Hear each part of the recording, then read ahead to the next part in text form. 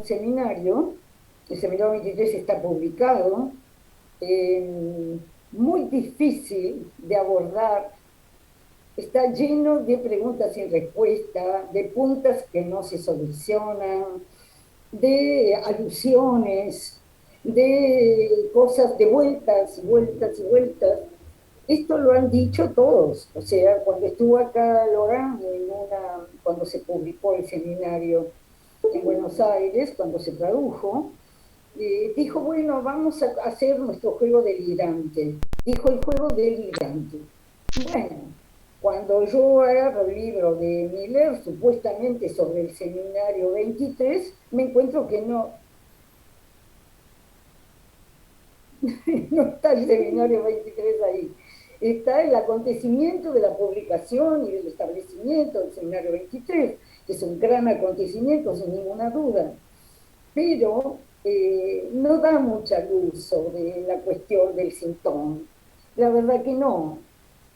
Nosotros tenemos una fortuna, yo la tengo, ustedes la tienen porque me escuchan, que verdaderamente haber leído antes todo lo que venimos leyendo nos va a dar una ayuda enorme. Haber leído el seminario 22, aunque sea como lo leímos, agarrando por donde podíamos, nos va a servir enormemente hoy, porque nosotros vamos sobre firme. Si leemos a Lacan sobre el sintón, sin venir haciendo este trabajo de la letra en el seminario de Lacan, pruébenlo, háganlo. El seminario del curso de Miller se llama Piezas Sueltas, y ustedes pueden salir afirmando una cantidad de cosas. No muchas, porque vuelvo a decir, Miller dedica muchas clases a el gran extraordinario acontecimiento del establecimiento del seminario. Entonces, y además sus comentarios sobre las proyecciones de la cuestión en la cultura son absolutamente europeas como siempre. Entonces, a nosotros nos dice poco ese curso de Miller. Lo digo así, lo puedo decir, se lo puedo decir a Jacques Miller tranquilamente. No estoy diciendo nada esotérico.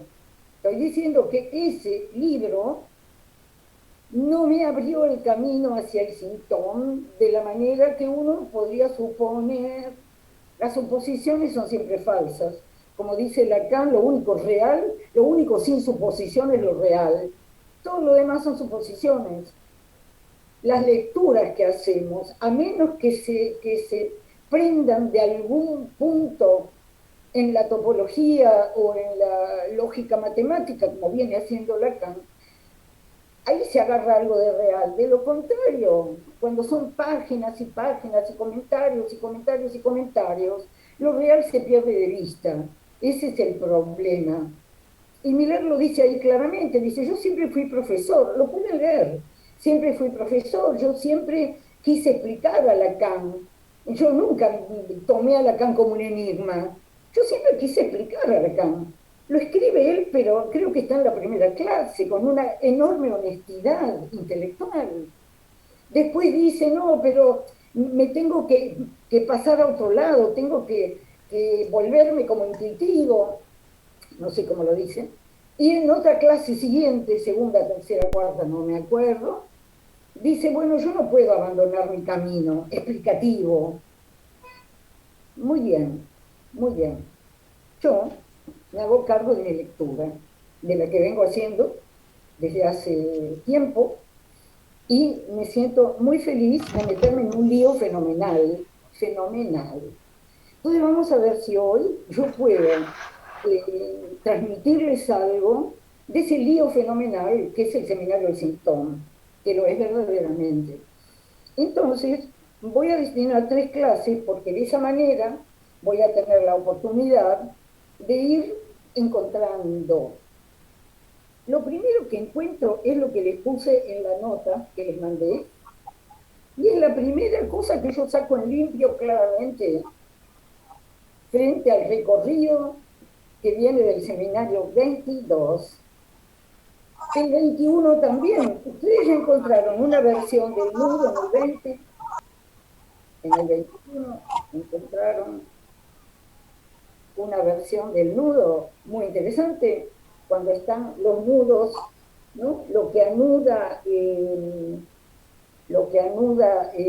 la religión, donde lo simbólico toma el lugar de lo real, en el amor cortés, donde lo imaginario toma el valor de lo real, en el masoquismo, donde lo real toma el lugar. Bueno, eso lo hemos visto como hemos podido eh, en el momento que hablamos del seminario 21. Seminario 22 cambian las cosas, porque Lacan ya no ve ese nudo de tres anudado, siempre con el objeto A ahí, en el calce. O sea, todo el nudo gira en torno al goce pulsional. No hay otra referencia para nosotros. ¿Y qué es el goce pulsional? Sino el choque del lenguaje con el viviente. Eso lo tenemos claro, me parece que de eso hemos hablado muchas veces. Ahora tenemos que afinar, ver cómo Lacan llega al cuarto nudo. Y esa es la cuestión del síntoma. ¿Cómo Lacan, para qué, por qué se tiene que inventar un cuarto nudo? Que es a donde desemboca más o menos el seminario 22. Pero el seminario 22 nos ha dado muchos elementos para la práctica analítica y que ese cuarto nudo tiene un valor clínico absolutamente, sino para qué vamos a ponernos a juguetear. Lo mismo la recta infinita. Lo único que agujerea, la garantía del agujero. ¿Por qué necesitamos la garantía del agujero? Yo voy a tratar, he trabajado mucho, todo el mes de julio yo he estado con esto, tratando de dilucidar para mí las cosas que después yo les puedo transmitir a ustedes. Y que lo vamos haciendo poco a poco. Entonces yo voy a tomar un camino. La clase primera yo le puse ahí que para hablar del síntoma hay que tener claro cómo ir de lo interpretable a lo legible al agujero. Y ya ahí tenemos lo ilegible. Y esa es la locura de Lacan, llegar a algo que ya no es legible, a ese lugar de una escritura, porque Lacan repite muchas veces que el nudo borromeo es escritura, y la escritura no es para ser leída. La escritura es para qué. Hay que llegar a ella, hay que bordear eso. Y esa es la obsesión de Lacan. ¿Cómo bordear eso? Bueno, yo voy a tratar de hacer un recorrido útil para ustedes. Vamos a partir de acá. En el seminario 22, no, en el 23, no anoté la página, lamentablemente, pero como voy a volver sobre esto, el seminario 23, en algún lado, Lacan dice, el síntoma es salvajemente escritura. El síntoma es salvajemente escritura. Yo podría decir, para darles el panorama, que el síntoma es escritura, no para ser leída. Es intocable el síntoma, no llega ahí. Porque hay que postularlo. Y bueno, para eso está Joyce. Y si no llegamos a entender sencillamente para qué está Joyce metido hasta acá arriba, no entendimos nada. Pero es que no somos lectores de Joyce, este es el otro punto.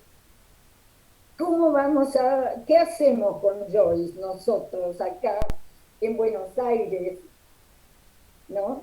En nuestra cultura? Y bueno, punto de aproximación que no lo encontré, lo escribí en alguno de mis libros, pero no encontré, como me suele ocurrir, dónde lo escribí. Que Joyce también pertenecía a un país como Irlanda, a una capital como Dublín.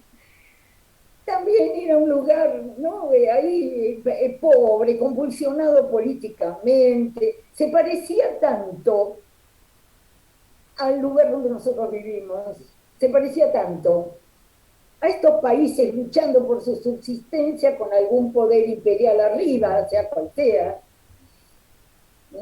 con algún poder financiero, etcétera, político, con algún poder que hay que estar toreando todo el tiempo. Y ahí estaba toreando Joyce todo el tiempo, pese a que no vivía en Dublín, pero nunca se sacó Dublín de la cabeza. Es como alguien que está viviendo, no sé, en el Japón o en Alemania, pensando en Buenos Aires todo el tiempo, pero de una manera joyciana, que no es cualquier cosa, y hoy voy a tratar de transmitirles algo de eso.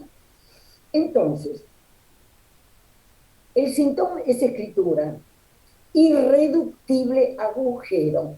Ahí tienen el agujero. Irreductible agujero. No cesa ni cesará de no escribirse, de no inscribirse en nada que sea del orden del lenguaje que se habla, que se habla. Porque la primera distinción que hace Lacan en la primera clase del seminario del Sintón es maravillosa.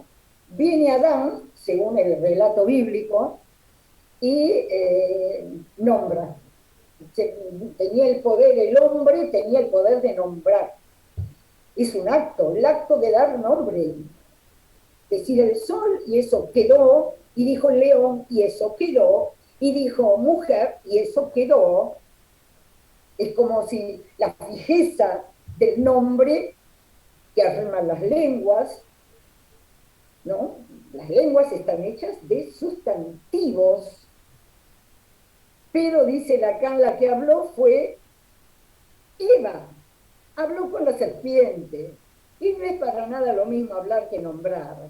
Y esta diferencia la pone Lacan en la primera página, o más o menos, del síntoma. No es lo mismo, nosotros nos tenemos que encontrar con los parletres, con los que hablan. Estamos en la dimensión, casi iba a decir académica, ¿no? De dar nombre a las cosas, sino que estamos en la dimensión de bla, bla, bla, de hablar, del goce de hablar. Bien, entonces, el síntoma no se escribe, pero se hace sentir. Y eso que dijo Lacan en el seminario 22, que cada uno de nosotros es el espacio sensible de un cuerpo que no está en el espejo, el espacio sensible de un cuerpo, y que es lo único que tiene para imaginar un mundo, para sentir el mundo, para percibir el mundo cuando llegue la hora, y antes, desde que un bebé nace, percibe, le llegan signos por todos lados antes de que pueda articular el lenguaje. Entonces, se hace sentir el síntoma, se presenta. Y cuando yo les digo a los nenes del jardín de infantes que, o más chiquitos, que llevan una marca, el síntoma es eso. ¿Y quién lo puede describir? ¿Quién lo puede nombrar? La diferencia entre un niñito y el otro. Nadie. Pero ahí tienen el síntoma. La raíz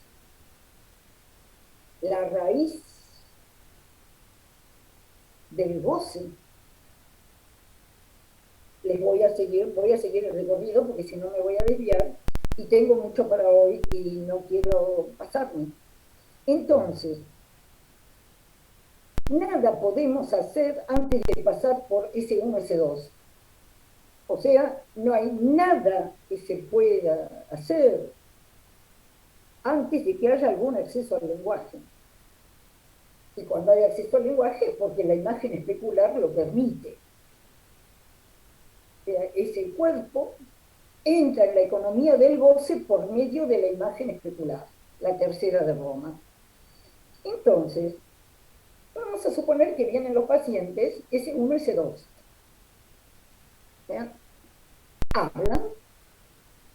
Hablan con la serpiente, uno podría decir, distintas tentaciones, distintas carencias, culpas. La serpiente le dice, ¿por qué? Si Dios te prohibió, vos tenés que respetar la prohibición de Dios. Y bueno, pero Dios es Dios también, ¿cómo no va a prohibir? Y yo cómo voy a... Pero bueno, la manzana está tan buena que me la voy a morder. Pecado original. Bueno, esa historieta no es ninguna historieta tonta. Entonces, ahora vamos a decir algo que para el practicante tiene que ser esencial. Hay que pasar por S1, S2. Hay que pasar los relatos, las narraciones, las historias. Y ahí hay efectos de sentido que el analista escucha.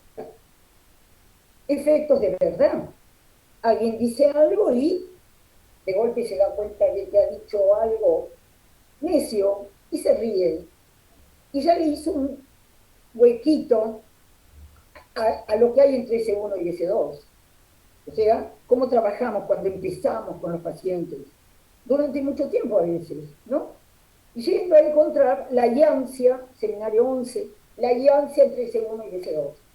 Lapsus, chiste, eh, sueños, interpretación, porque ahí están los efectos de verdad, vienen de las posibilidades que da el inconsciente interpretante.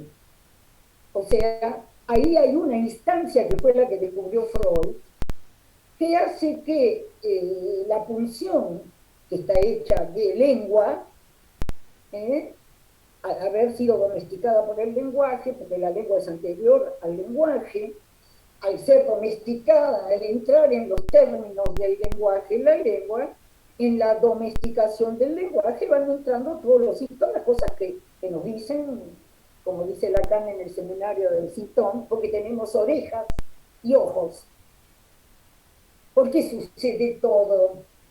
Porque tenemos orejas y ojos, los que hemos recibido el impacto del lenguaje en la carne. Dice, tenemos voz y mirada. Orejas y ojos, voz y mirada. Ese fantástico hecho de que esta voz y mirada no funciona como en los animales, funciona de otra manera. Bien. Entonces, yo quisiera contarles un caso clínico. Como siempre, como decía Colette Soler, la estructura es discreta. Uno cuenta algo que es esencial, no está hablando de personas. Entonces, alguien de las muchas personas que me vienen a ver con muchos años de análisis, incluso analistas, ¿por qué vuelven a pedir un análisis? Yo les voy a dar este caso. No es un caso, es algo que pasó. Entonces, viene un señor culto, eh, está su vida después de 15 o 20 años de análisis, se desenvuelve muy bien, puede resolver, ha resuelto muy bien los temas de su profesión, los temas de su eh, trabajo, de su ganancia, la relación con los hijos, etcétera, etcétera, etcétera. Bien. ¿Por qué viene? Y porque no sabe si ama o no a esa mujer que tiene, qué sé yo.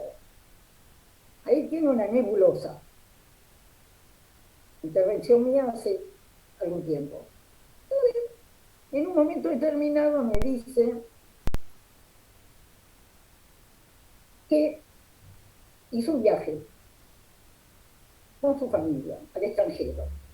Pero este viaje con toda la familia, la mujer, los hijos, todos juntos. Y él habla mucho de la familia, todos juntos por acá, todos juntos por allá, los parientes de allá, ¿no? Algo que acá en este ámbito de la cultura es de una pregnancia impresionante todo lo que se refiere a los lazos de familia o a los lazos de amor cuando se familiariza. Porque este hombre se casó muy enamorado de su mujer, pero se familiarizó todo. Entonces, yo vengo escuchando eso. Entonces, supónganse que me cuenta que se fueron al extranjero y que... Y entonces escucho esto, escucho para ubicar la letra, que ya no es S1, S2. ¿Qué es la letra LS1? Y de eso quiero hablar hoy, porque eso hay que aclararlo. SS1 es un problema teórico que Lacan trató de 1000 maneras y que yo hoy voy a tratar de darle una ubicación con respecto al síntoma, a fuerza de estudiarlo, porque yo no invento nada. Entonces, yo escucho, me siento, trato de no reflejar nada, eso lo aprendí de Jacques Millard, ¿no? Estar sentado sin reflejar nada. O sea, cuenta y la persona se entusiasma y te cuenta cosas, qué sé yo, y vos. Pero esto con alguien que se analizó muchos años. No es que va a llegar un paciente y uno va a poner cara de póker. No es así. No es así de ningún modo. Acá estamos hablando de un análisis que aparentemente se terminó con muy buenos efectos y la persona tiene algo esencial que no sabe, no se ha tocado. ¿Qué pasó? Yo con cara de nada, o sea, sin expresión en la cara, se lo aprendí a Jacques Pilar, que lo hacía muy bien. Entonces, es un gran analista, no puedo discutir eso de ningún modo, ni discutir, ni negar, ni nada. Sé de ese analista. Entonces, yo impávida y escucho lo siguiente. Llegaron a un lugar para continuar el viaje, a un lugar determinado, y él me dice, yo me levantaba todos los días, no, me acostaba tarde porque me quedaba con mi hija planificando la otra mitad del viaje y me levantaba muy temprano para seguir con esta cuestión de la otra mitad del viaje. Pongan, ni me acuerdo. Cuando esto pasa durante 4 días, porque iban a estar una semana acá, pasan 4 días, la mujer le pide algo del supermercado, él dice, bueno, no, vení conmigo. La cuestión es que cuando sale, la mujer le dice, estás en otro lado, nunca hablaste conmigo. Él se pone a justificar eso, dice, no, lo que pasa es que estaba preparando, no sé qué, entonces yo le digo que a él le va muy bien haciendo de una mujer una esposa y una madre, pero que de esa mujer no sabe nada. Esa mujer, la figura de esa mujer es raquítica, es como una sombra de esa mujer para usted. No voy a seguir, porque efectivamente uno va a tener una nebulosa si lo único que ve es una madre y una esposa, con la cual además tiene todo el tráfico que se tiene con una madre y una esposa. Entonces sale la cuestión del amor. No voy a seguir por acá, pero efectivamente el amor no es cualquier cosa, es un temazo para nosotros. En una lengua castellana donde el ser y el amor están por todos lados. Y Lacan ahora va a hablar de otra clase de ser. Va a hablar del ser hablante, es otra clase de ser. No es el quiero ser más, ¿no? O qué soy, o cómo soy, o quién soy. Eso no. Pero entonces con esto pongo ejemplo que mi intervención apuntó a un lugar vacío, a un lugar vacío. Para él es un lugar vacío que hay que usar. Ese es el vacío creador del que Lacan habló con Chen tantas veces. Voy a seguir la línea que me tracé, porque vamos a hablar de esto. Entonces, ¿qué quiere decir el S1? Que el S2, se los quiero decir con toda claridad, el S2 vive, que el S1 vive del S2. El S2 es una extracción permanente de goce porque el S1 es un agujero, todavía no es un agujero, es un lugar vacío obteniendo goce del lenguaje. Es un lugar vacío hasta que el analista lo nombra, porque es legible el S1.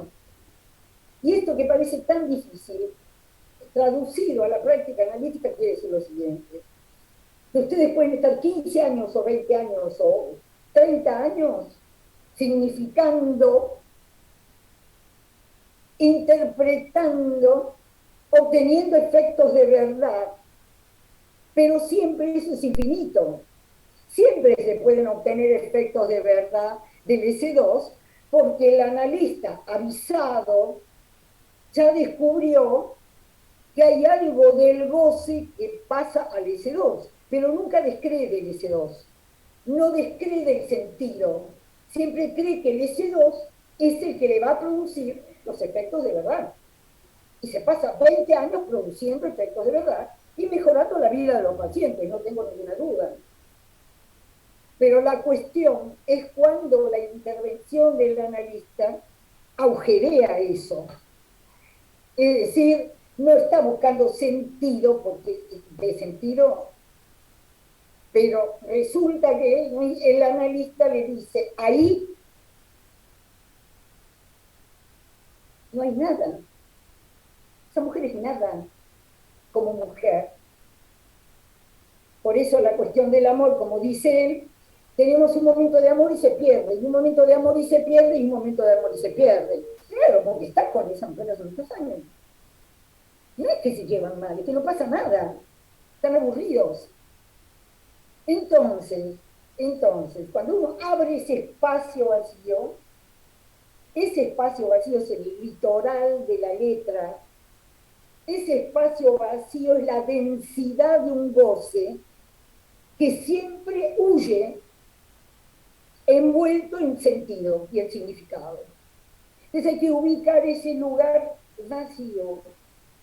Y ahí Lacan nos enseñó cuando hizo 2 viajes a Japón, o a China, o a Japón, creo que fue, no importa, yo no me interesa nada, me interesa que Lacan, y esto les mencioné el libro de eh, Florentina Gamarra, que está en imprenta el libro, yo todavía no lo vi, pero donde ahí ustedes pueden aprender, porque yo tampoco sabía nada, y cuando me dio a leer su anillado de libro Florentina, pude saber un poco más de del arte chino-japonés. El arte, porque el arte chino-japonés es totalmente ajeno a lo que son al arte en Occidente. Es extraño a nosotros, pero Lacan, ¿qué fue a buscar ahí? Y para resumirlo, porque lo resumo, fue a buscar esa idea que tienen los chinos. Los chinos son milenarios, los japoneses tienen unos cuantos siglos, pero la escritura la han recibido de China y han hecho sus propias... O sea, hay una diferencia entre los chinos y los japoneses, pero lo milenario y lo que vino a producirse bajo el nombre de Zen tardíamente, todo eso tiene origen en China. Por eso Lacan nunca se mostró discípulo de Mao, pero sí de Confucio, porque no se confundió nunca Lacan con eso. Entonces, a ver si puedo seguir esta línea. El S2, voy a leer para salir de acá. El S2 no hace otra cosa que alimentar al S1.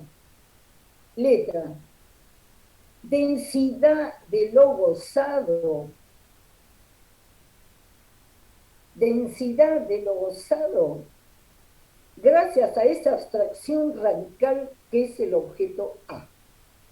El S1 no se puede pensar sin el A. ¿Qué le pasa a ese hombre para tener a esa mujer allá? Y sin embargo, claro que la ama, claro que la ama, pero le conviene tenerla allá afuera, no en la cadena significante, significando. Ahí como madre y como esposa están divinas. Entonces, el analista tiene que poder leer. Y este territorio litoral de la letra Es lo que Lacan fue a buscar en sus viajes. Voy a tratar de decir algo más de esto. Cuando hablamos del S1 hay rotura del semblante. Este hombre se quedó así. Hay que romper esos semblantes ya repetidos y remanidos hasta hartarse. Pero como él ya había tenido algunas entrevistas conmigo, algo de eso, estamos al comienzo, es un nuevo comienzo. Cuando un analizante que dio por terminado un análisis S1, S2 está mal, tiene la oportunidad de un nuevo comienzo. Pero el nuevo comienzo es esto: encontrar un analista que pueda leer más allá de la articulación significante.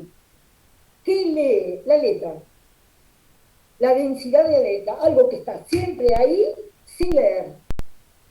Está siempre ahí en la vida de ese sujeto, ausente, ausentificado. En algún momento la gana de algo se ausencia. Bueno, entonces, no voy a entrar por ahí. Ustedes me dirán, el S1 no es el rasgo unario. El rasgo unario tiene varias funciones. ¿Por qué? Porque como la letra es legible, también el S1 son los significantes amos del psicoanálisis. Psicoanálisis también, cada tanto saca un S1. Dice, claro, en el lugar vacío, Lacan no se pasó no todas, la mitad del seminario 11, creyendo que la alianza era entre S1 y S2, hasta que entró en la cuestión de la alienación-separación. Y en ese momento dice, no me alcanza con S1, S2, para nada. Y viene toda esa última parte donde habla del primer par significante y Lacan no se detuvo nunca y llegó hasta donde llegó en ese seminario 11, hablando del nuevo amor, precisamente. Pero ese preciso nuevo amor ya toca lo real y Lacan viene buscando real, buscando real, buscando real. Y ahora lo más real que encuentra cuando se va a China, etcétera, lo más real que viene encontrando es el objeto A, que de hecho, miren lo que dice Lacan del objeto A, dice, nosotros podemos encontrar el S1 incluso en el psicoanálisis. ¿Quiénes son los que van encontrando?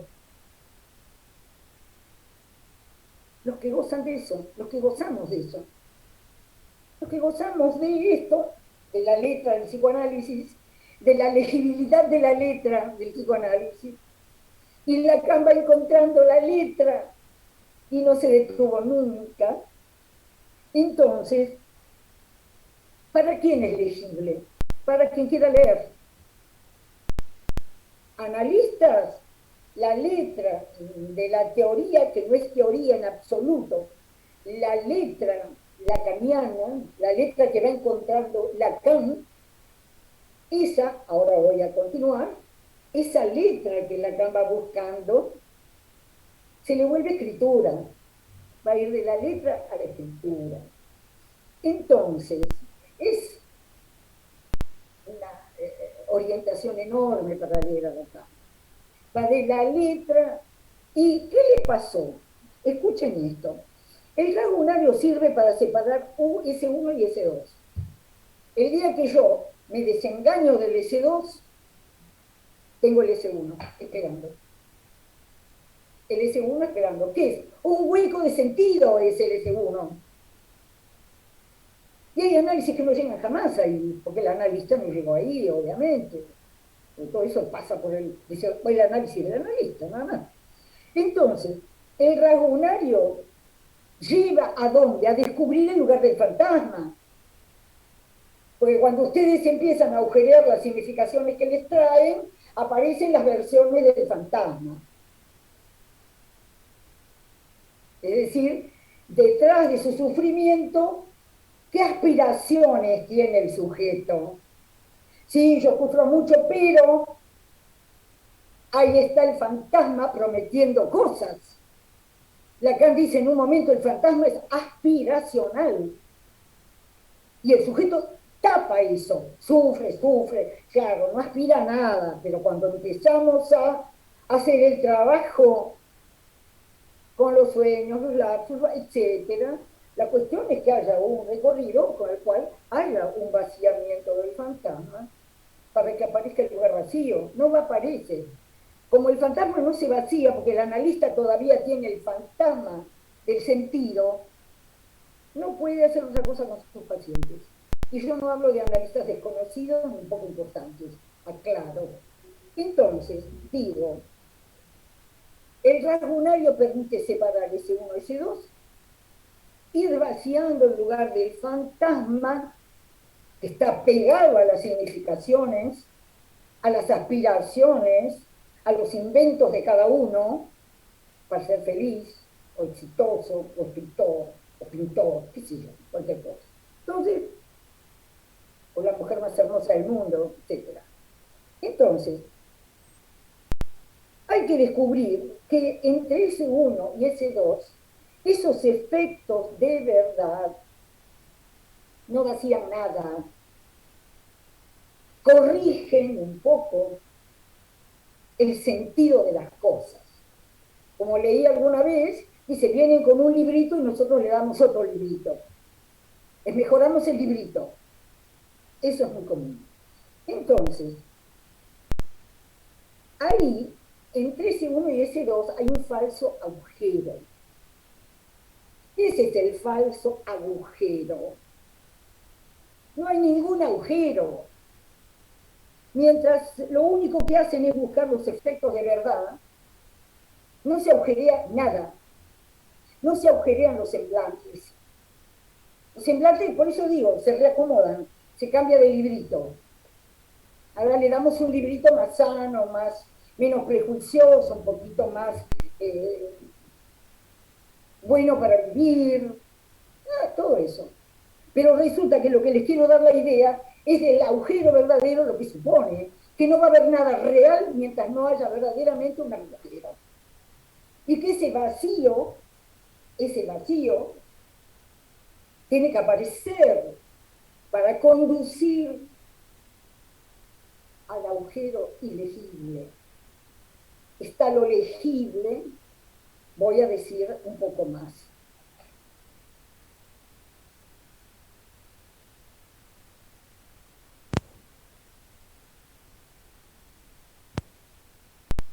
Hay una frase de Lacan con la que tengo una relación entrañable porque la descubrí, se me presentó en mi último análisis, que no fue hace tantos años. Cuando encontré esto en mi análisis fue un shock. Escuchen esto, está en o la clase 3 o la clase 4 del seminario 22, que estuvimos viendo. Y la frase es, solo en la letra, solo en la letra. Ahora vamos a ver algo más, pero pongámosla en el lugar vacío. Solo en la letra, en el litoral, pongámosla. Vieron que un litoral, la costa siempre se mueve. Litoral no es un lugar fijo. Entonces, letra, litoral, solo en la letra la identidad de sí consigo, clase 1 del seminario 22, solo en la letra la identidad de yo conmigo está aislada de toda cualidad. El imaginario especular, afuera, afuera. Aunque sea por el rato que voy a estar en la sesión y donde voy a ser tocado y saldré otro por la puerta del consultorio. Entonces, solo en la letra, la identidad decía sí está aislada de toda cualidad. Es lo que no va a cesar del síntoma, es el síntoma. Ya no hay un relleno de fantasma, de fantasía, de insatisfacción. de aspiración. No, no hay nada más que lo que soy, no hay más nada, no hay más nada. Estoy en mí y no necesito nada más. Y el amor me presta aquello de mí que sin duda he buscado, porque hay gente que no ama, pero el síntoma de alguna manera me ha enlazado al mundo. Pero yo ya no voy a pensar de que si me falta ese amor, me muero. No pienso muchas veces. O que si le pasa algo a mi hijo, me mato. Esas pavadas. Entonces, que es muy común además en la cultura en la que estamos. Entonces, solo en la letra, esto es un fin de análisis, no es esto. Y es para quien tenga esta necesidad de esta última vuelta. Y hay quien no la tiene en absoluto. Analista, analizante, lo que sea. Yo, por suerte, puedo hablar de los que queremos eso. La relación decía sí, ¿no? Aislada de toda cualidad, no importa si soy fea, linda, alta, flaca, o está bueno lo que escribo, o si lo leen o no lo leen. Me da lo mismo. Yo estoy donde estoy, hago lo que hago. Entonces, doy testimonio de que eso existe. Cuando se puede, cuando alguien le da esa loca. Bueno, entonces, ahí lo que no cesa del síntoma. No cesa, no cesará y no cesará. Pero ahí está esa escritura limpia de fantasma y que no tiene explicación. Ahí está la ilegibilidad del síntoma. No hay explicación que valga. Porque eso que entró en mí, que entró por la vía de esos ese uno que me hicieron gozar, es impredecible absolutamente. Y eso que me hizo gozar se fue encontrando con todos los avatares que rodearon mi nacimiento, y o bien eso quedó envuelto y tapado completamente con los S2, destino común, donde se abre camino el deseo cualquiera sea. Yo puedo justificar que voy a la guerra y mato gente tranquilamente. Se puede justificar todo, todo, todo. Un asesinato, ¿cómo no se va a poder justificar? La perversión creo que es lo menos justificable, porque el perverso sabe que metió la pata y que no puede no hacerlo. Pero no lleguemos ahí. No vamos a entrar ni hablar de la psicosis. Nos vamos a quedar con el ser hablante, el parleto, el que entró en la vía del lenguaje de una cierta manera y se las arregló, y como Lacan dice, el universo flor de retórica, se armó su retórica del mundo y de la vida y justificó sus actos, punto. Ahora estamos en el psicoanálisis. En el psicoanálisis resulta que hay una eticidad muy particular que permite analizarse. También a mi paciente, a mi nuevo paciente, le permito analizarse muchos años. Una eticidad, quería saber de sus actos. Y entonces, ¿y por qué le iba mal? ¿Y por qué fracasaba? ¿Y pues si se llevaba mal con quién? Con el hijo, lo que sea. Y ese análisis duró años y años y años. Lo interrumpió él. Dijo, bueno, está bien. Y a veces los analistas se resisten. Dicen, no, ¿cómo va a dejar el análisis? Bueno, no importa. Ahora, la cuestión es esto. Encontrar el lugar vacío. Voy a continuar.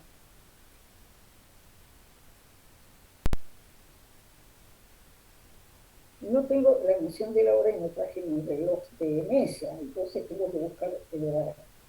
Tengo media hora para lo que...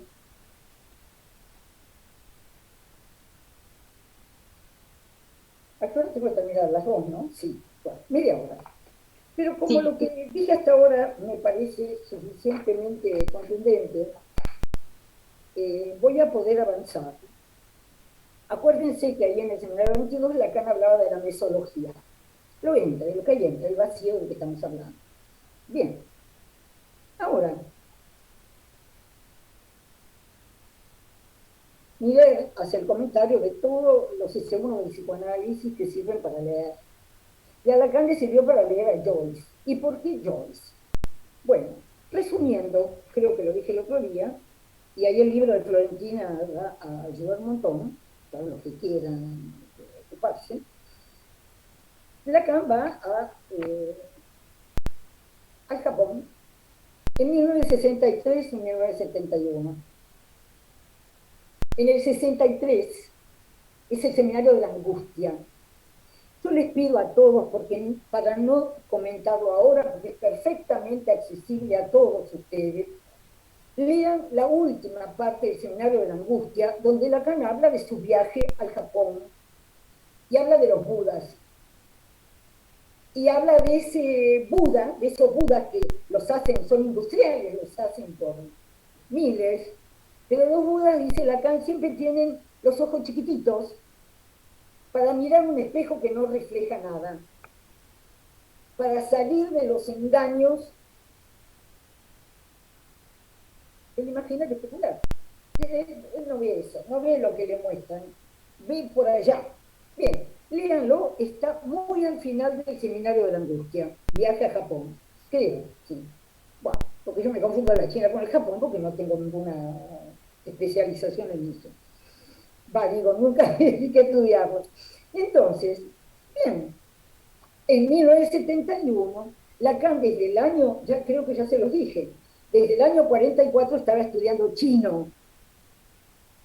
Desde el año 44, que era la época de la ocupación de París, jugaban con cuerdas y Lacan decía, acá hay algo, acá hay algo. Bien, Lacan era un inquieto total y siempre se juntaba con científicos y después se fue a juntar con Chen. Entonces, en 1971, viaje de Lacan, pasa algo muy notable ahí. No solo que Lacan busca ese vacío creador de la cultura zen, por eso les decía que busquen en el libro de Florentina, porque yo ahí me enteré de cuáles son los distintos artes y por qué son completamente distintos de Occidente. Porque es otra lengua, absolutamente diferente, la lengua que Lacan se encuentra. ¿Y qué dice Lacan de esa lengua? Tenía escrito por acá. Dice Lacan, dice, en las lenguas china y japonesa, las palabras son monosilábicas, soberbias, son caracteres, soberbias, invariables, cúbicas, cúbicas, cuadradas, no pueden equivocarse. Pero ¿qué sucede entonces? Que a través del sonido ustedes le pueden dar cualquier sentido a cualquier palabra. El sentido no está atado como en nuestras lenguas. Nosotros estamos atados al sentido por las lenguas mismas. Ellos tienen otras lenguas no atadas al sentido. O sea, hablan estas lenguas cúbicas que no pueden equivocarse, estos caracteres rígidos, que le pueden dar el sentido que se les da la gana, y aparece un arte loco, maravilloso, que no me voy a detener a explicarles, pero que vuelvo a decir, leí con muchísimo interés en la tesis de Florentina. Entonces, el budismo zen dice, si hay un objeto de deseo, eres tú mismo.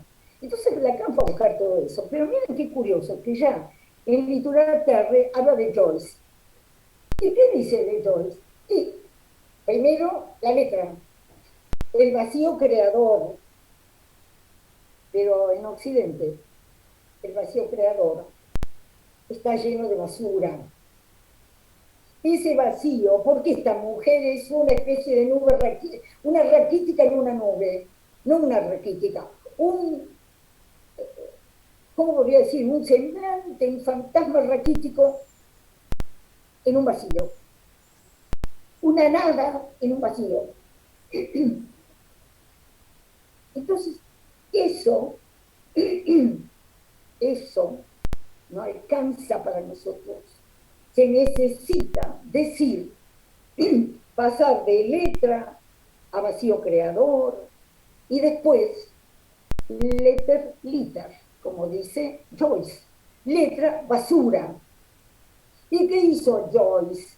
Meter la lengua, y esto es de las lenguas de Occidente, no sabemos nada del Japón ni de la China, entonces la lengua, el murmullo de la lengua, rellena ese vacío de la letra.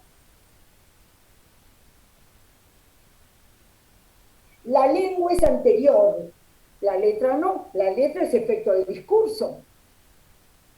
La letra brota con los voces, nunca separen el S1 del A. Lacan lo hizo en un momento, Lacan no decía todo, iba agarrando como podía. Si hay algo que me hizo sentir leer el Sintón muchas veces, y ahora de nuevo, es justamente que Lacan no está atado a ninguna teoría. Y si hay algo que muestra el Sintón, es que el psicoanálisis nunca puede ser una teoría, porque está lo imposible de saber siempre delante nuestro, en cualquier caso. Entonces, voy a ver si puedo dar una vuelta más, porque quiero llegar un poquito a Joyce. Entonces, Joyce dice algo. A ver, antes de entrar en Joyce, voy a leer algo de Lacan. Un análisis despeja las envolturas de los supuestos sentidos en los que se vive y se padece. En cambio, el sexo, quería ir ahí, en cambio el sexo, como experiencia de un cuerpo de uno solo, no solo no es supuesto, ese espacio del goce en un cuerpo no es supuesto, es real. Entonces, no solo no es supuesto, ni se explica, ni se demuestra, le sucede a cada uno, es lo encarnado sin suposición, según cierta lógica que hace un agujero en el saber. Y ahí va Joyce, a meter el murmullo de la lengua en el lenguaje. Ese es el trabajo de Joyce que le interesa a Lacan. Y puedo decir mucho más, porque ahora voy a traer a cuento un libro sumamente interesante, que es el de Nicolás Cerruti. Ese libro de Nicolás, hoy tengo la oportunidad de mencionarlo, es un libro que publicó, ciertamente la editora es María Magdalena, es un libro publicado por Las Furias, y hoy me quedé, le iba a decir a María Magdalena, en ese Facebook que ella hace con mi nombre, o en ese Instagram, yo de eso ni me asomo, pero le iba a decir a María que yo también no solo quiero informar de lo que yo hago, sino también comentarios de lo que leo, porque me parece que hay cosas extraordinarias. Este libro de Nicolás Cerruti es una. Entonces, Nicolás es un psicoanalista, pero es un escritor. Entonces, eh, quiero introducirlo acá porque me ayuda muchísimo a entrar en un Joyce que no es el repetido eternamente, cuando repetimos a Lacan eternamente, porque no leímos a Joyce, ninguno de nosotros. Además, se lee a Joyce. Y Miller llega a decir que el seminario del Sintón es el Finnegan's Wake del psicoanálisis. ¿Y saben qué es el Finnegan's Wake? Lo elegible de Joyce.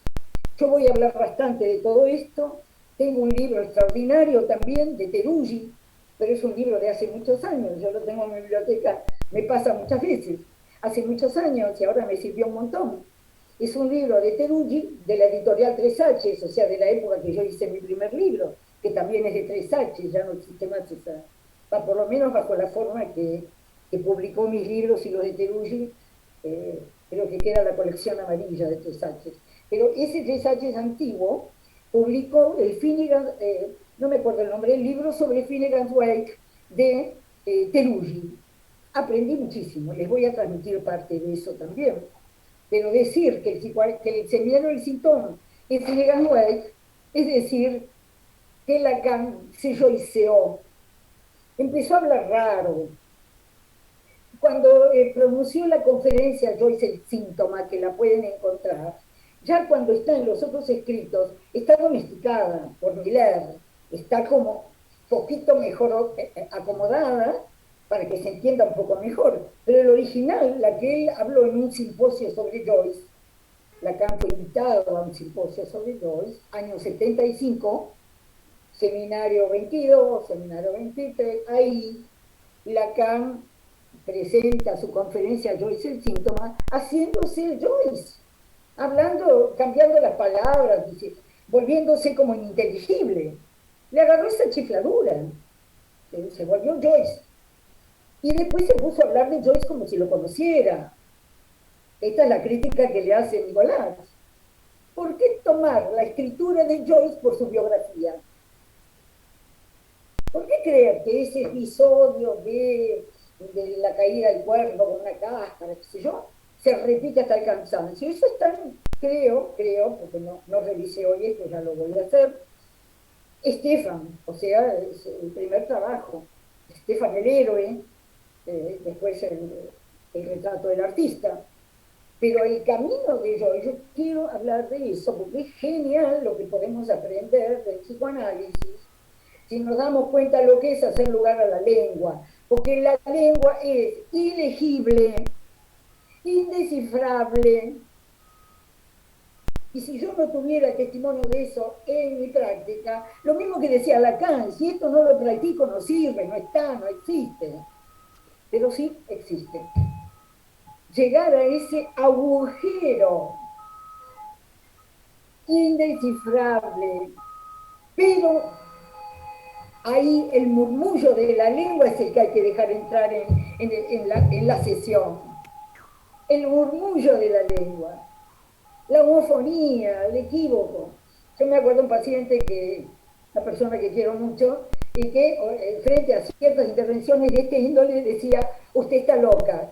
Y tenía razón, es un poco de locura que hay que tener para ir a ese modo, pero tienen que estar las condiciones en el analizante. Por mucho que el analizante diga, usted está loca, vuelve la sesión siguiente. No es usted está loca y yo me voy de acá. No, no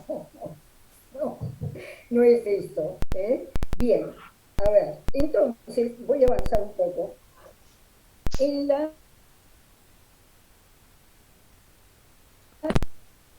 Carmen, está bien. No, porque sabía, Cada tanto pasa eso. está Bueno, bien.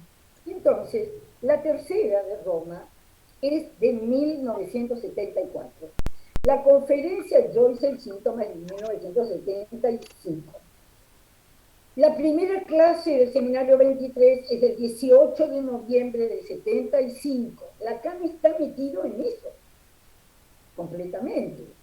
Entonces, en la tercera, separa la lengua, creo que ya lo tienen más o menos, lo he dicho muchas veces, la lengua de uno solo, que es la que tiene que venir al murmullo, o a la que tiene que venir el murmullo, aquella que generó mi lengua, el murmullo que generó mi lengua, es único de uno solo.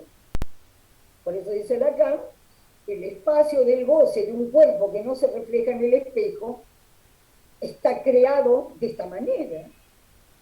De ese agujero de lo ininteligible, ilegible, ininterpretable, indescifrable, sale el murmullo de la lengua. ¿Qué le pasó a Joyce? Que ese murmullo de la lengua lo habitó siempre. Es decir, por eso no lo podemos poner entre los neuróticos. ¿Y por qué lo tenemos que clasificar? No hace falta. Podemos simplemente leer a Joyce y darnos cuenta que cada libro que escribe está más enloquecido por los ecos de ese murmullo, por la presencia de ese murmullo. No puedo parar de escribir nunca. Les voy a contar bastante del libro de Teruggi, no hoy, la próxima vez.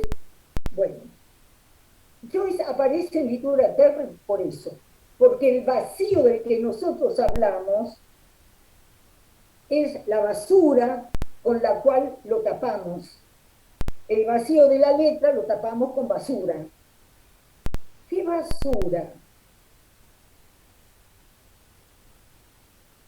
La basura del sentido, no hay otra. Se tapa, se tapa, se tapa. La gente anda por la calle, podría contar miles de casos de la clínica, ¿no? Una mujer que, supónganse, una madre que se olvidó de la hija que tenía, y la señora anda por el mundo diciendo, para mí lo más importante eran mis hijos. Ahí tienen un ejemplo, tonto. Lo más importante para mí siempre fueron mis hijos. Y no era verdad, era su construcción, su invento acerca de sí misma. Su narcisismo, qué sé yo. Bueno, Joyce entonces apareció en Literatura y ahí dice Lacan, la civilización es la cloaca. Nos cuesta mucho comprender eso. ¿Por qué la civilización es la cloaca? ¿Lo estamos viendo o no? ¿Lo estamos viendo o no? ¿No? Esa guerra allá, el cambio climático, todo lo que está pasando en todos lados. Acá, la civilización no es la cloaca a donde va a parar toda la basura. Ese lugar chupa basura, la civilización. Y desde Freud, porque encontré una cosa que les voy a leer la próxima vez, que no la tengo acá, un comentario de Freud, que Germán García dice, es el koan de Freud. ¿Qué es un koan? Koan es la palabra japonesa para una forma de discurso, de relato muy particular. No voy a seguir ahora por ahí.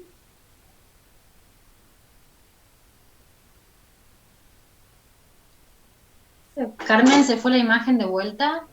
Sí, porque Ahí sucede. está. Espérate. Lo real es sin suposición. Como nosotros no entendemos nada de esto, se nos vuelve un real sin suposición. Muy bien, María. Sí, yo lo veo cuando me quedo sin imagen, yo también. Entonces, estaba leyendo acá el koan, arte chino de la lectura, donde un acertijo absurdo ilumina más que una explicación.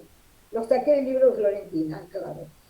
Entonces, después Lacan pasa por la caligrafía, etcétera. Cuando llegamos al libro de Nicolás, precioso libro, pequeño pero muy rico, dice, se llama el libro Deconstruyendo al Joy de Lacan. Muy atrevido el título. Deconstruyendo al Joy de Lacan.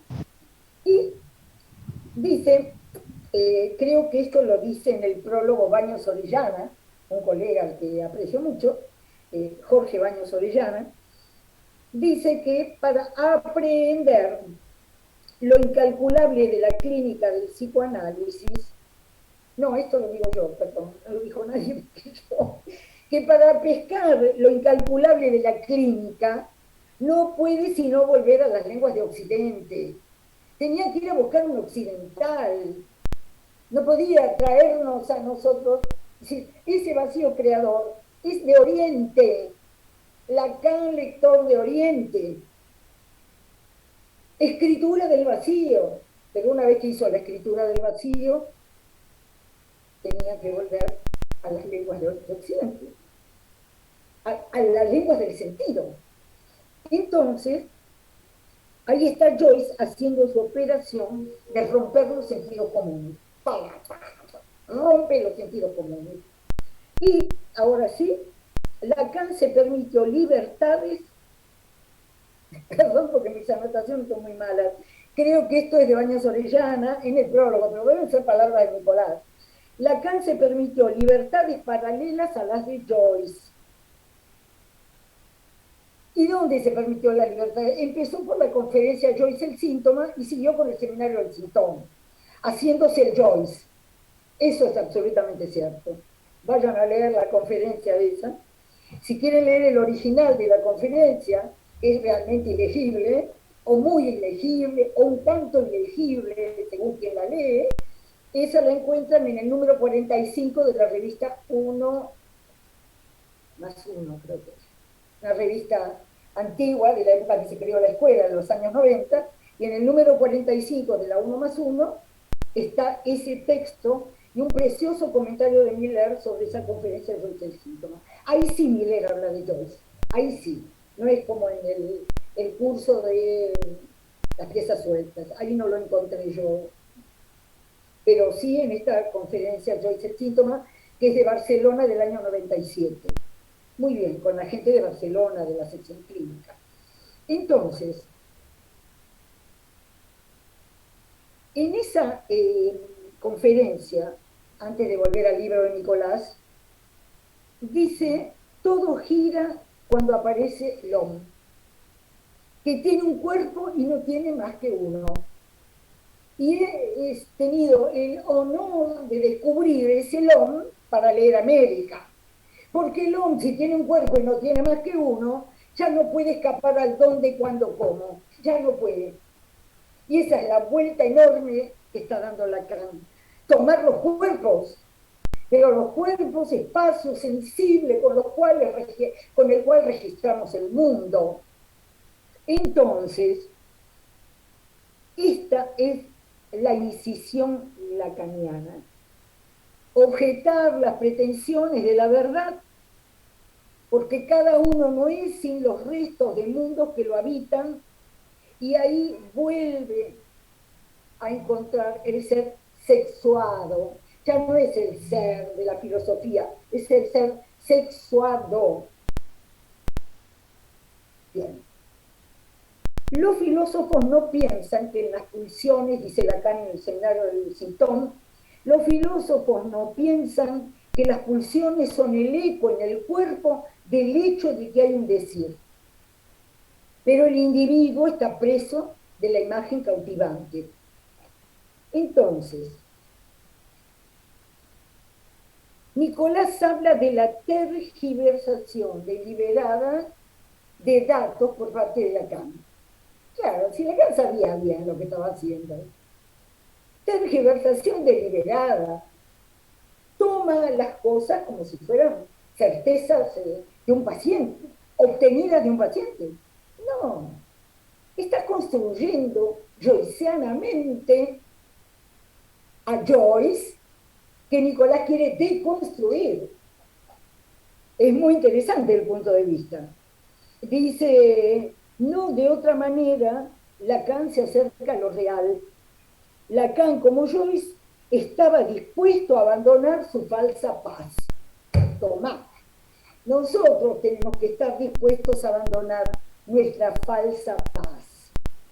La paz de la comprensión, la paz de la teoría, la paz de leer a Miller y creer que ahí, leyendo a Miller, está la verdad, cuando él sobradamente dice que es un lector de Lacan, y no puede ser otra cosa, es un lector de Lacan, evidentemente, brillante, iluminado por la presencia de Lacan durante muchos años y su confianza, no hay duda, pero lector de Lacan.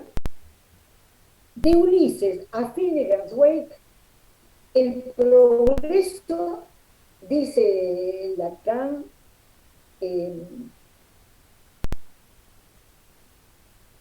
es de alguna manera continuo. Y ahí Nicolás objeta. Dice, no es continuo, porque está todo el texto de Joyce estallado de contradicciones. Yo creo que sí es continuo en un sentido, porque si uno hace, como lo he hecho a lo largo de años, la lectura de la obra de Joyce en el modo como se va presentando, el continuo es la necesidad de este hombre de hacer frente a lo que le pasa, que es el murmullo de la lengua. ¿Y cuál es el murmullo de la lengua? ¿Por qué el basura? Porque ese murmullo de la lengua le permite ser obsceno. ¿Qué quiere decir obsceno? Que dice lo que el lenguaje no dice. Lo dice, pero lo cubre, lo tapa, el romanticismo. Y si nosotros nos ponemos a leer a Joyce, creo que la continuidad, le digo a Nicolás, es esa. La continuidad es un hombre cada vez Acuérdense que las epifanías son tempranas, algunas por lo menos. O sea, este hombre que verdaderamente por un fracaso del goce fálico del sentido, tuvo que ir a buscar cómo barajar lo que tenía en su cuerpo y en su cabeza. Pero las cosas que dice Joyce, yo creo que tengo que terminar acá, no, todavía tengo un poquito de tiempo. Miren lo que dice Joyce en un texto, podría leerle mucho, pero les voy a leer esto. Dice, mi cabeza, dice Joyce, mi cabeza está llena de guijarros y basura. Mi cabeza está llena de todo lo que está prohibido decir. Todo lo que está prohibido decir. Mi cabeza, todo lo que la religión y Santo Tomás y los jesuitas excluían del pensamiento. Y entonces mi cabeza, como la cabeza de cualquiera, cuántas cosas no podemos decir. Entonces dice, mi cabeza está llena de guijarros y basura, relojes rotos y trozos de vidrio. La tarea que me fijé técnicamente, esto es lo que quiero mostrarles, no hay nada de efusión sentimental en Joyce. La tarea que me impuse técnicamente es hacer un libro con 18 puntos de vista diferentes. Me río de cualquier verdad del mundo. Voy a escribir un libro con 18 puntos de vista diferentes, que es Ulises, y todavía no es Finnegan Wake. Dice, y además de puntos de vista indescubiertos por mis colegas los otros escritores. ¿Qué tal? Yo quiero encontrar procedimientos indescubiertos por nadie antes que yo. Y, claro, tenía docenas de libretas y de anotaciones, pero voy a decir la próxima vez, que voy a continuar, ¿no? Pero él dice, le escribe a una señora en una carta, que la cantidad de material que él manejaba, la cantidad de datos, lo dice en algún momento Miller, era un escritor de biblioteca. El tipo tenía una enciclopedia, no sé cuántos kilos de papel pesó lo que quedó cuando terminó de escribir Ulises. Era una mecánica la escritura de Joyce, un tratamiento de la locura sin ninguna duda. Entonces, dice, Ulises me dio tema para trastornar mi cabeza. Me pude volver loco. Porque tenía tantas ideas.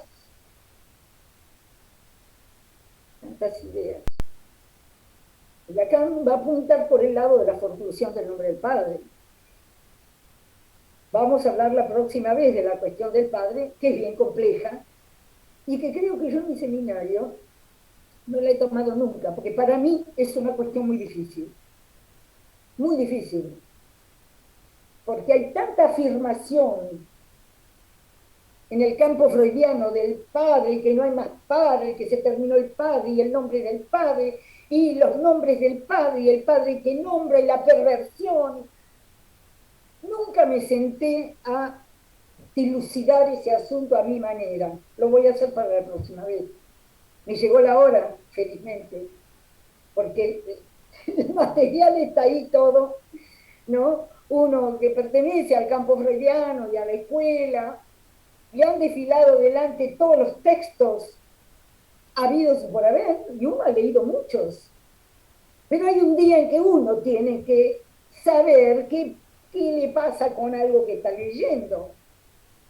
Y entonces yo estoy muy feliz porque de todo esto va a haber mucho que hablar, Eh, me quiero decir, terminar con esto, eh, que yo creo que la continuidad de este hombre es Dublín, es el agujero, ese agujero es Dublín, Irlanda, ese agujero es el dónde, cuándo, cómo de su síntoma. De ahí, eso es irrecursable, irrenunciable, indecible, indescifrable. Finalmente Joyce es indescifrable. Entonces, yo digo que cuando Lacan acá se compara con Chomsky, que decía que el lenguaje era un órgano, como una parte, un órgano del cuerpo, Lacan, que en esta época había de Estados Unidos, pues ha visto en el cielo, obviamente. Bueno, yo creo que voy a dejar acá. Me hubiera gustado leerles más de lo de Nicolás, pero lo voy a hacer la próxima vez, porque hoy no tengo tiempo.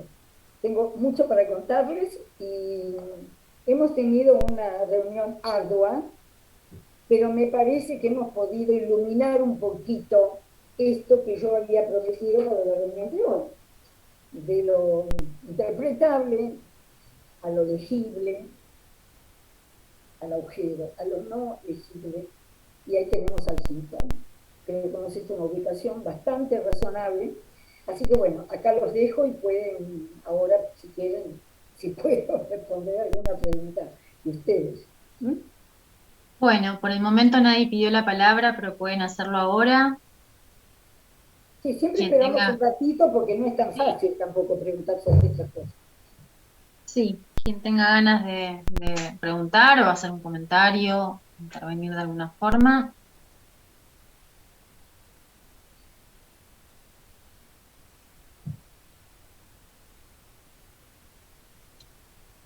Bueno, Elisa dice que quedó impactada.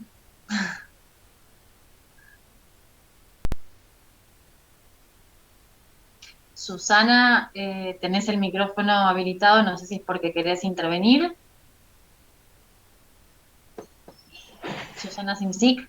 A ver, Disculpame, Susana, no sé cómo se habilitó. Susana. Estaba Ah, ok. escribiendo, estaba escribiendo mi agradecimiento. Carmen, me encanta, me gusta muchísimo tu estilo y sos muy clara y siempre retrotraes a conceptos puntuales que si en la práctica no se tienen claros, sería imposible llegar a ese vacío. Y me parece que todo este trabajo, sobre todo el que has hecho en estos años de seminario, es maravilloso para todos. Y bueno, es eso.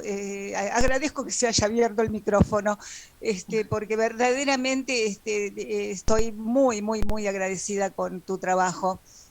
Y por supuesto, todo este trabajo que Lacan ha hecho en relación a Joyce mismo, es como que incluso nos va a aclarar y vos estás dando todos los lineamientos.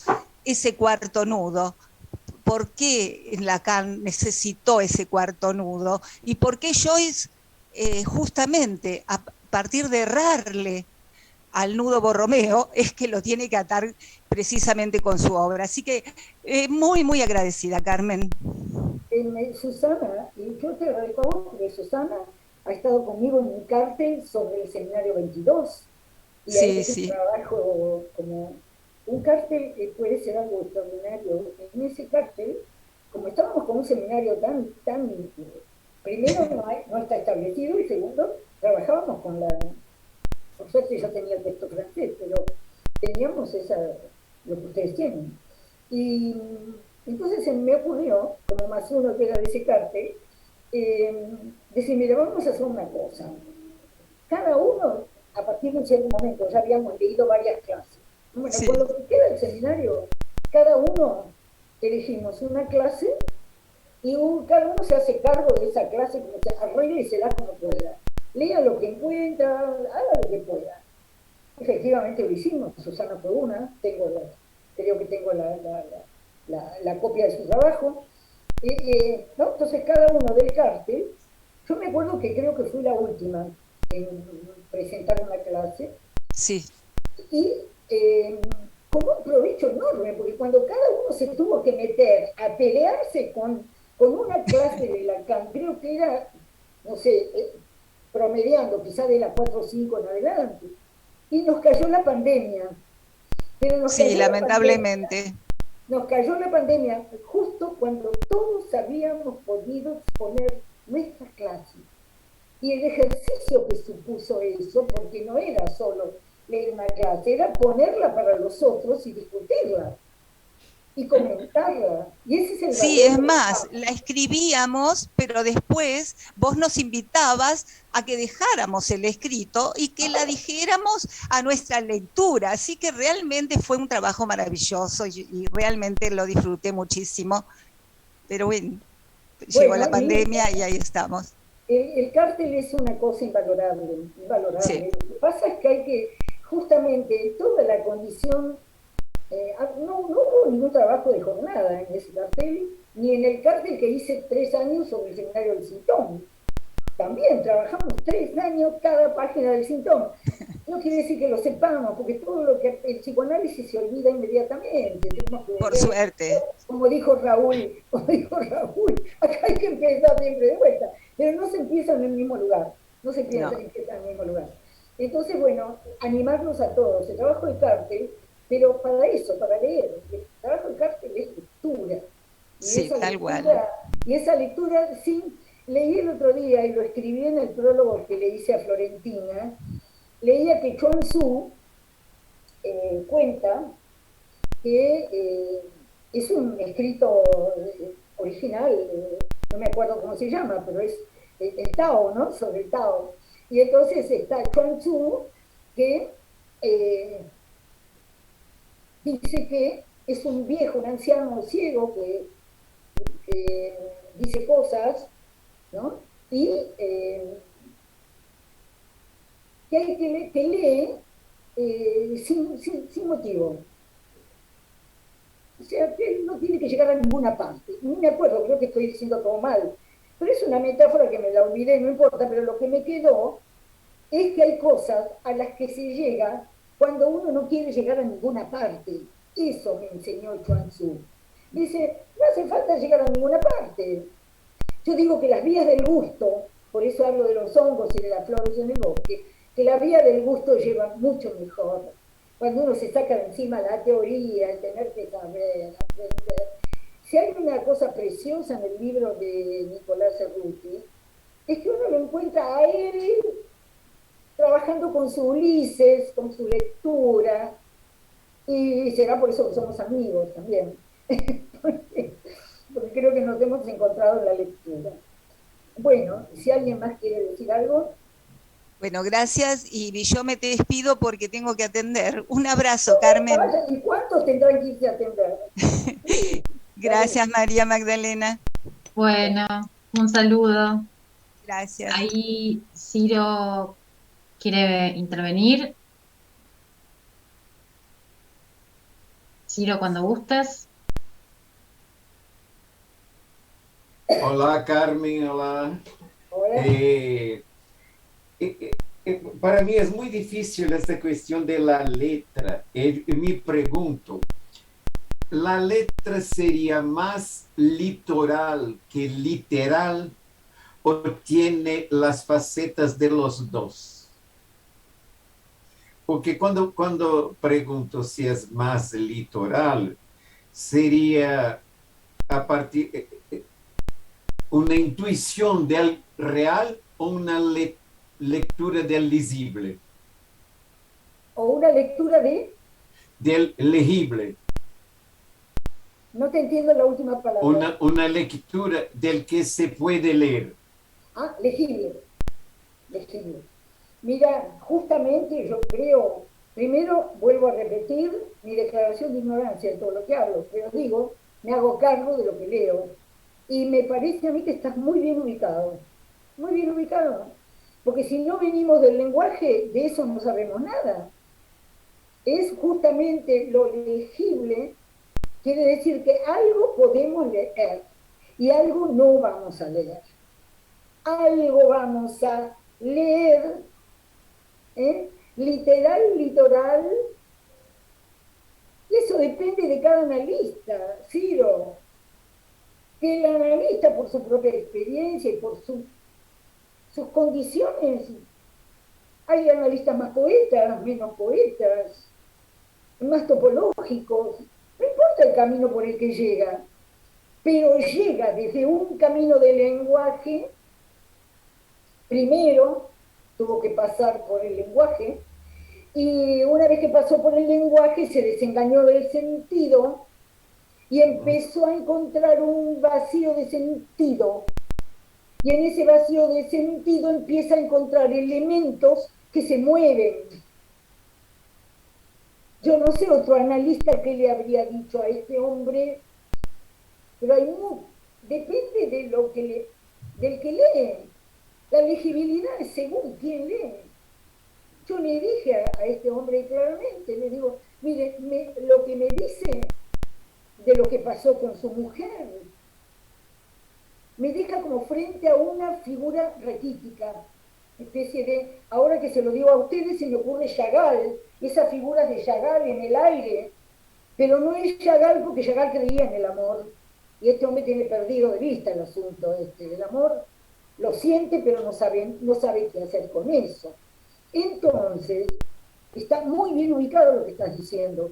La letra viene de algún lado, se me hace legible de algún modo, o por mis lecturas, o por la topología, o porque mi abuelo me contó un cuento y me acordé, o por esto que dice la Carmen del Seminario 21, mientras el paciente me habla se me ocurren cosas, y eso es lo que le digo. Ahí tenés la letra, que no es el sentido. Me están hablando y se me ocurren cosas. A mí se me ocurrió una figura completamente evanescente. Por eso le dije raquítica, le llegué a decir. Una figura desvitalizada, vaciada. Ciro, has hecho una observación buenísima. Gracias, Carmen. Con toda mi ignorancia fluctuante. ¡Claro! Bueno, los dejo. Muchas gracias por estar acá y nos encontramos dentro de 15 días. Bueno, muchas gracias, Carmen. Hasta la próxima. Gracias, María. Gracias. Saludos a todos. Gracias, Carmen. gracias, saludos. Carmen. Un placer. Gracias, Gracias, Carmen. Gracias, Carmen. María. Muchas gracias. Chao, muchas Gracias a gracias. ustedes. Adiós, adiós.